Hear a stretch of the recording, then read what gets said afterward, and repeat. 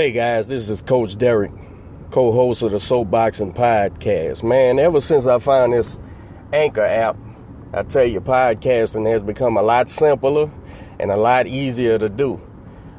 They distribute the podcast over several platforms, and you have to do no work. I tell you, man, if you're interested in doing podcasting, you need to download the Anchor app. That's ANCHOR.FM. You can get started today with the Anchor app and do whatever your heart desires.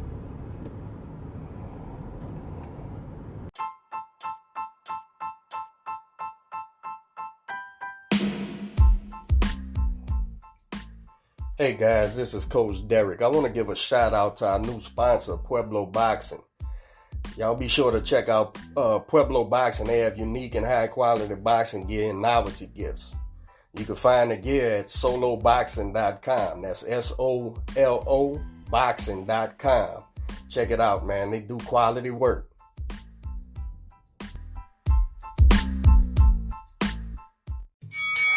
Ladies and gentlemen, the moment is here.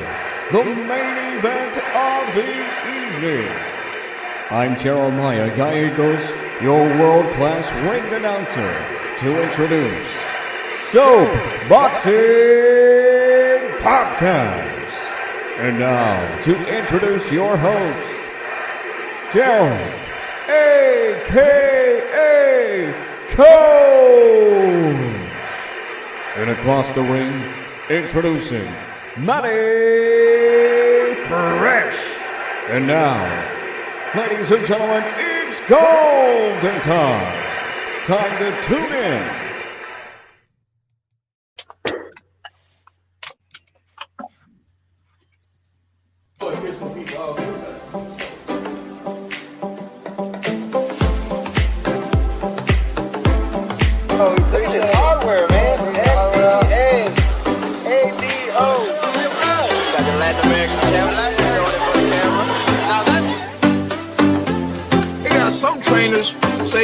Some fighters say, "Well, I don't watch videos of the guy I'm fighting. I let the coach watch it." This, hey, man. Guys, one thing we know for sure about Wilder, he hit you clean.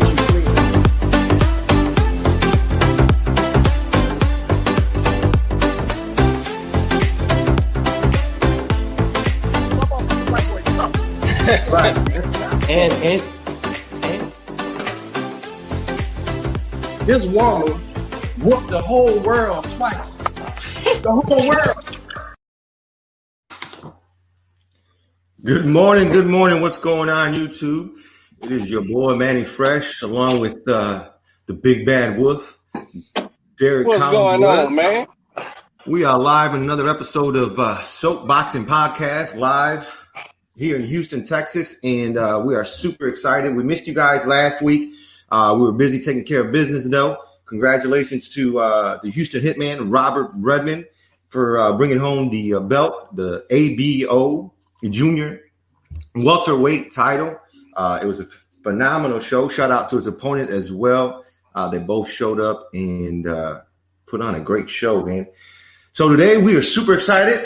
We have Big Dog Lukey from the In the Ring Boxing. Brother, we appreciate you coming on the show. You out in California, huh? What time is it over there? It's like 8:30. Oh man, we got you up early today, man. Well, we appreciate you coming on, man. How you doing? Shoot, I'm good. You know, anything for Coach Derek. That's a real one. You seem like a great guy. Just wanted to help out. Not that I'm helping out the show, but I wanted to jump on, man. Big fan of the show. Well, you know what? You've been doing this for a while, brother, and I was checking out your page. I subscribed. I'm a fan. You got a great thing going over there. Tell us a little about your YouTube channel. You do a lot of podcasts. You do interviews. You do documentaries. How did you get started with this, man? And how's the journey been coming along? Okay, I mean, I'll kind of keep it short so we can just talk mess on boxing. Basically, I was just around gyms. I've been boxing and stuff. Kind of similar story to most people, just like life wasn't working. Just went back to the gyms. I was in there. And nobody was asking friends questions about fighters I saw around. One in particular was Kareem Hard Hit of Mayfield. It might not mean a lot to people outside of my area, but to me it was like nobody was filming dude, really. And it's like he just sparred Pacquiao and he gave Pacquiao a hard camp, and then he comes back to where I am and no one cares. So it's like that's Superman on TV, and we're like cheering for him. So I basically got the battery in my back because I just knew a lot of fighters, and then like guys like Andy Vences, Bilal Mahassan, and then I just kind of figured it out on the fly, you know? Nice. That's it. Well, I like this new media. I like it because of it exposes the nonsense too. But then boxing insiders, people who's around the sport, around the gym, around fighters, and have relationships, they can give these fighters, a little shine, and no telling what to catch on fire. And we all know, like with mainstream media, growing up, being a 70s baby, if the primetime channels and shit didn't pick y'all, ESPN didn't cover you, nobody knew nothing about fighters. And here's the thing, people worship fighters like their favorite team, but it ain't no team, man. It ain't no facility that's catering to them and getting them ready for the next game, and I like how podcasts and guys like Luke and everybody else, how they giving these fighters who deserve every little piece of attention they can get, is giving them a new, a new outlet. I guess it's been for a couple of years now, but man, it's beautiful for boxing, and people are going straight to YouTube and podcasts and stuff to find out information about their favorite fighters and making them even bigger fans. I love it. Just to add to that, like I'm from the Bay Area, and there's a big rap culture out here that was out of the trunk, like Too Short, all these artists. So I kind of, not to say that like I'm viewing my show like a hip hop show, but I'm bringing that mentality that I saw young people around me where they didn't look for an opportunity. We're creating our opportunity. So it's like if these big boxers, these big media outlets don't want to mess with me, then I'm going to go get a smaller fighter and do a great interview with him and make people want to watch that interview. We don't need the big fighter. So that's like kind of my mentality with what I'm doing. And that's what we had in mind when we started this show. We just wanted to give a platform to all the local fighters, coaches, promoters, people that have been in the game for a while or are fresh, and give them an opportunity to tell their story to their fan base and to spread their message. And social media has been a great platform for that. So much undervalue with Facebook, YouTube, all that good stuff. We don't need all that big money and corporations to back us. But let's get into boxing, man. It's been a hell of a week in boxing. I wanted to get your thoughts on a couple of things, man. First, that Mike Tyson and Roy Jones fight. What were your thoughts on that? Okay. I don't know which way it's going. Well, Tyson's one of my favorites. I got into boxing kind of because of Tyson with my grandpa, all of that. Two guys I know, Jet Blackwell and Mike Russell, were sparring Tyson. To me, it just looked like Mike was hungrier. Roy's someone that I like a lot, but it just looked like Roy was kind of going through the motions, whereas Mike, this really meant something to him. But it was just it was kind of like a pickup basketball game in a fist fight form. Like we got to see them play their hits. Roy landed a little left hook thing. Mike showed the peekaboo style. But for me, I couldn't really view it as competition, right? Because I didn't really ever see it jump into competition. I just kind of saw it as high-level sparring and me remembering the past. I think definitely it was very nostalgic. For me, it was a fight that I always wanted to watch. And even having them in there in at the age that they are in their 50s, Mike being 54 and Roy being 51, I had to use my imagination a little bit and be like, can you imagine if they were in their prime doing this? And they still put on a great show. I was kind of surprised that, Roy was winded after the first round. They had plenty of time to spar, but it definitely looked like Mike took camp a lot more serious. He was in shape. He was in there moving. I think he really just came out the winner as far as a moral victory for him, surviving the life of Mike Tyson, surviving the 80s, surviving the 90s, and still standing at 54 years old doing his thing. I think it was inspiring. But yeah, as far as any competition. I think it was just very nostalgic for the fans, and it was good for boxing. What was your take on it, D? Oh, I didn't watch the whole thing because didn't that happen the night we was fighting, right? Yeah. And then like every time I looked at it, it was like a concert or something. So I and it ain't really my generation hip hop. So I would look, and it looked great aesthetically. Like I was like, damn, they putting on a show, man. I wasn't digging. I didn't recognize none of the artists the couple of times I looked. But so what I did was when I got home, the wife watched our fight on the pay-per-view, right? And then she flipped over and did the Tyson thing. And she was telling me what she seen. And the last Tyson fight, she was live at when he bit Holyfield. And she kind of like washed her hands with Tyson, man. She was like, man, that dude robbed me out of my money. But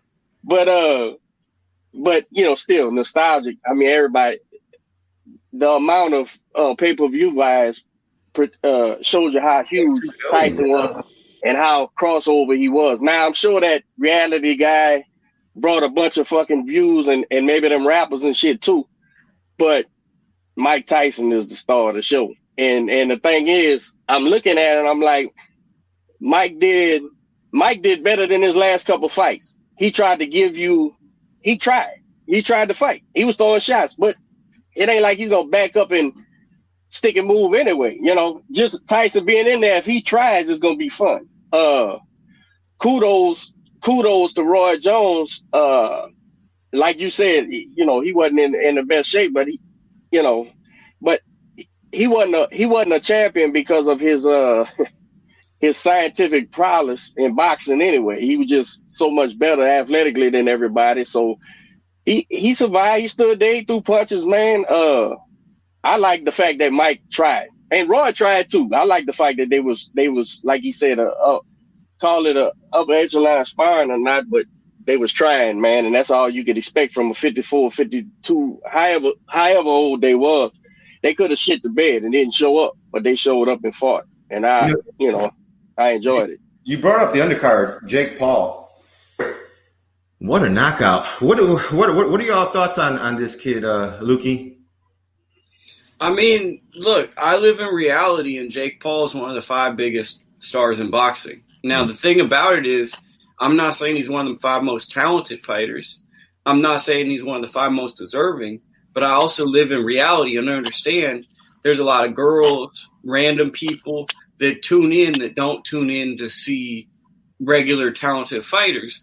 So I appreciate that he respects the game. It looks like he's working hard in the gym. It looks like he's treating it serious. Nate Robinson didn't look like did it. But I just hope that his opportunities present opportunities for young fighters that deserve it as well. Because the only thing that rubs me the wrong way is like a guy like Houston Hitman, right? He's grinding. And then you got Jake Paul who kind of gets to skip the line because he's popping on YouTube. And that's the disheartening thing about it. So I just hope that they could allow his stardom to help a few young fighters get some money in their pocket. Well, here's my thought on that, right? He had a big social media presence before that, and I think that's his edge. He leveraged that into boxing. I don't have a problem with that. What I have a problem with is now he's taking boxing seriously in his mind, and he's training, and he's been doing it. How long has he been doing this? At least like 2 years. 2 years, right? So he's been in that gym for 2 years. He has the time, he has the money, he has the opportunity to train for 2 years. And he's calling out these guys like Nate Robinson, who's probably never fucking trained. Coach, we've seen NBA players put on gloves, and we've seen what they look like. So get a guy who's never boxed, who's taking a fight on a month's notice, and he's challenging him, right? I get it. He's calling out Jake, and he wants to make the fight. But it shouldn't be allowed. You've been training for 2 years. You're a pro fighter. Let's get someone in there that's going to be on your level. Coach, we talk about this all the time. We don't put people in the ring that, as far as even at the sparring level, that are not on the same level, that have the same experience, same